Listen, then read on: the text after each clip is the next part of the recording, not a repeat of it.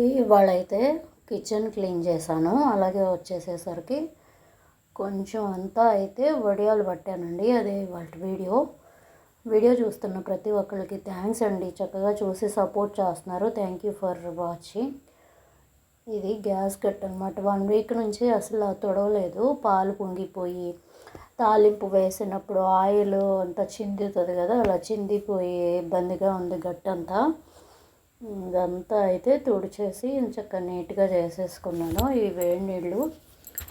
ఎందుకు వేడి నీళ్ళు అంటే ప్రెషర్ తాగుతా ప్రొద్దుటే. హెర్బల్ లైఫ్ వాళ్ళ ప్రెషర్ ఉంటుంది కదా అది.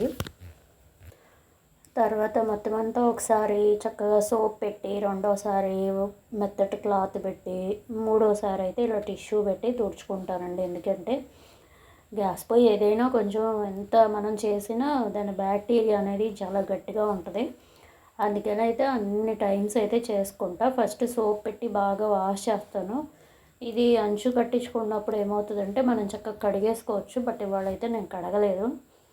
ఇడ్లీ పిండి వేసా కదా, ఇడ్లీలు వేస్తున్నాను. అలాగే దీంట్లో కొబ్బరి చట్నీ, కొబ్బరి డీప్ ఫ్రిడ్జ్లో ఉంటే తీసి బయట పెట్టా. అసలు ఊపిరాడతలేదు కదా హెల్త్, అందుకని ఆ చెప్పపడానే ఫ్రిడ్జ్లో పెట్టేశాను. చక్కగా అల్లము వెల్లుల్లిపాయ, జీలకర్ర, ఉప్పు, కొంచెం చింతపండు వేసి దాంట్లో కొంచెం పుట్నాలు అయితే వేసుకుంటానండి. ఎందుకంటే ఓన్లీ కొబ్బరి అయితే రుచి రాదు, ఎందుకో టేస్ట్ బాగోదు అనిపిస్తుంది. అందుకని చెప్పేసి ఇక్కడైతే తాలింపు వేసేసుకున్నాను. అట్లాగే వచ్చేసి కాఫీ పెడుతున్నాను. మా హబ్బీ లేచారు ఈలోపు. ఇవ్వండి, కాఫీకి అయితే రెడీ చేసా. ప్రొద్దుటే చూడండి కిచెన్ అంతా ఎంత గందరగోళంగా ఉందో. సదరలేదు.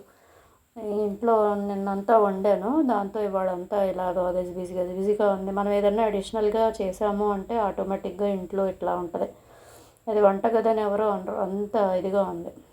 ఇదైతే బియ్యం. ఈ బియ్యం తీసుకుని నానబెట్టి మెత్తగా మిక్సీ పట్టేసుకున్నాను. ఇది 2 గ్లాసులు తీసుకున్న బియ్యం. దీంట్లో కొంచెం తక్కువగా సగ్గు బియ్యం తీసుకున్నా. ఇవి అయితే చక్కగా మిక్సీ పట్టేసుకోండి. మెత్తగా మిక్సీ పట్టేసుకుని, ఇది ఇప్పుడు 2 గ్లాసులు బియ్యం కదా, దానికి 1 గ్లాసుకి 9 గ్లాసులు వాటర్ పడతాయండి. అట్లా తీసుకోండి. ఇక్కడైతే నేను చిన్న పొరపాటు చేశాను. అలా కాకుండా ముందు మిక్సీ పట్టుకున్న ఆ పిండిలో కొలత ప్రకారంగా నీళ్లు పోసేసుకున్నాకైతే రెడీ చేసుకుని ఉంచుకుని, ఇదిగోండి ఇలా సగ్గు బియ్యం మెత్తగా ఉడికిందా లేదా చూసుకుని, చక్కగా ఉడికిన తర్వాత అయితే మనం ఆల్రెడీ కలిపి పెట్టుకున్న పిండి ఉంటుంది కదా, రుబ్బి మిక్సీ పట్టుకున్న వరిపిండి ఉంది కదా, ఆ వరిపిండిని అయితే పోసుకోండి. ఇక్కడ నేను మిస్టేక్ ఏం చేశానంటే నీళ్ళు అనేది తక్కువ తీసుకున్న పిండిలో. అలా కాదు, కొలత ప్రకారంగా అయితే నీళ్ళు తీసేసుకుని చక్కగా అలాగా రెడీ చేసి పెట్టుకోండి ఆ పిండి. అప్పుడు మనం నీళ్ళలో, ఆ వేడి నీళ్ళల్లో వేసిన ఉండ కట్టుకోకుండా ఉంటుంది. ఒకవేళ ఉండ కట్టినా జాగ్రత్తగా స్లో మోషన్లో పెట్టుకుని చక్కగా నీట్గా చేసుకుంటే బాగానే వస్తుంది. ఇది కొంచెం ఫస్ట్ ఇబ్బంది పడినా తిప్పిన కొందికి చక్కగా అయితే మెల్ట్ అయిపోయింది. కానీ మిస్టేక్ ఎవరు చేసుకోకూడదు అని అంత గట్టిగా చెప్తున్నా. నీళ్ళు అయితే పిండిలోనే పోసుకోండి ఎక్కువ.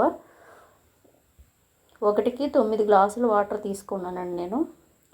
చక్కగా ఇది బాగా కొత్తలాడుతూ ఉడికిన తర్వాత అయితే అల్లము పచ్చిమిరపకాయ పేస్ట్ వేసుకోండి. నేనైతే జీలకర్ర వేయట్లేదు. అలాగే రుచికి సరిపడా అయితే ఉప్పు కూడా వేసుకోండి. నేను బరకు ఉప్పు వేసుకున్నాను. బాగా దగ్గరికి రానిచ్చుకోండి. దీన్ని అయితే మనం పలుచగాను పట్టుకోవచ్చు, కొంచెం అంత చిక్కగా వచ్చే వరకు కూడా చేసి పట్టుకోవచ్చు. ఇదిగోండి, తీసుకొచ్చేసి అయితే ఒక తెల్ల బట్ట వేసుకున్నాను. బట్ట మీద అయితే చిన్నగా పట్టుకుంటున్నాను. ఎందుకంటే పెద్దవి పడితే ఇరిగిపోతాయి కదా, చిన్నవి అయితే ట్రావెలింగ్కి బాగుంటాయి అన్నమాట. అంటే ఎవరికన్నా ఇవ్వాలన్నా, ఇప్పుడు పంపించాలి పిల్లలకి అట్లాగా అన్నా బాగుంటుంది అనమాట. ఇది పార్సిల్ చేయడానికి కానీ అది కానీ విరక్కోకుండా ఉంటాయి. అందుకని ఇలా చిన్నగా పట్టాను. యాక్చువల్గా అయితే నేను వడియాలు పెద్దగా ఇవి పిండి వడియాలు పట్టును, మినపొడియాలు అయితే బాగా పట్టుకుంటా. నాకు అమ్మ కానీ వదిన వాళ్ళు కానీ ఇచ్చేస్తారు. బట్ ఈసారి అయితే నేనే ట్రై చేశాను.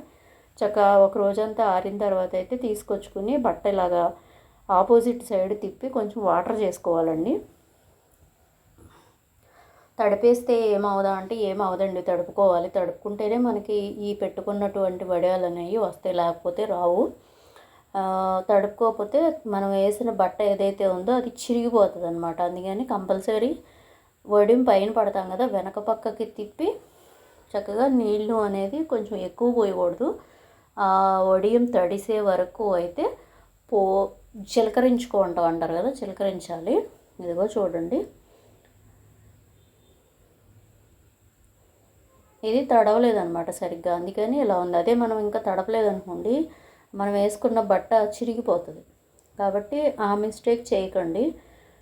అది చూపించడానికే నేను ఇది 1కి 2 వడియాలు అయితే చూపిస్తున్నాను. మీరు కనుక కొంచెం దానికి సరిపడా వాటర్ తడుపుకుని చేస్తే ఎలా వస్తుందో చూపిస్తాను నెక్స్ట్. స్కిప్ చేయకుండా చూసిన ప్రతి ఒక్కరికి థ్యాంక్స్ అండి. బాగా సపోర్ట్ చేస్తున్నారు అందరూ, థ్యాంక్స్.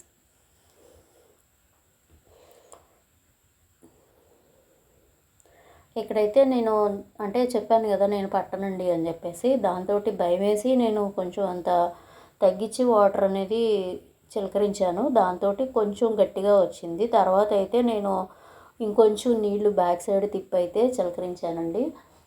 దాంతో అయితే మంచిగా అయితే వడియాలు ఈజీగా క్లాత్కి పట్టుకున్నాయి, వచ్చేసినాయి. అదిగో చూసారుగా, చక్కగా ఇలా పట్టుకుని లాగంగానే వచ్చేస్తున్నాయి. మీకు ఇంకోటి కూడా చూపిస్తాను దీంట్లోనే.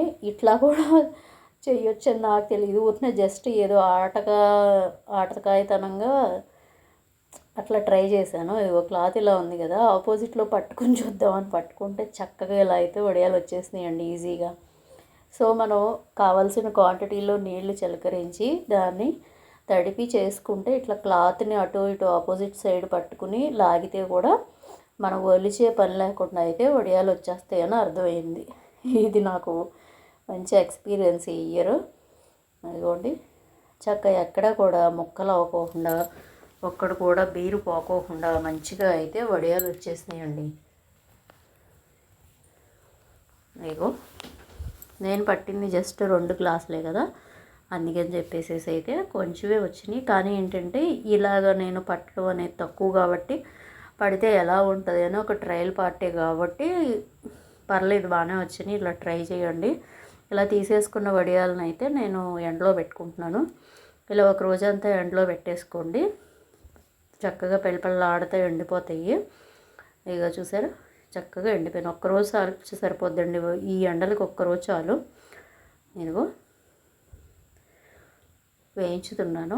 నూనె అయితే కాగిపోయింది. కాగిపోయిన తర్వాత వేసుకోండి, అంతేనండి. చాలా రుచిగా వచ్చినాయి. అసలు నోటికి కూడా భలే క్రిస్పీగా చాలా బాగుంది. ఇదేనండి ఇవాళ వీడియో. మళ్ళీ ఇంకో వీడియోలో అయితే మంచి మంచి కంటెంట్తో అయితే మీ ముందుకి మంచి వ్లాగ్స్తో వస్తాను. బాయ్, ధన్యవాదాలు.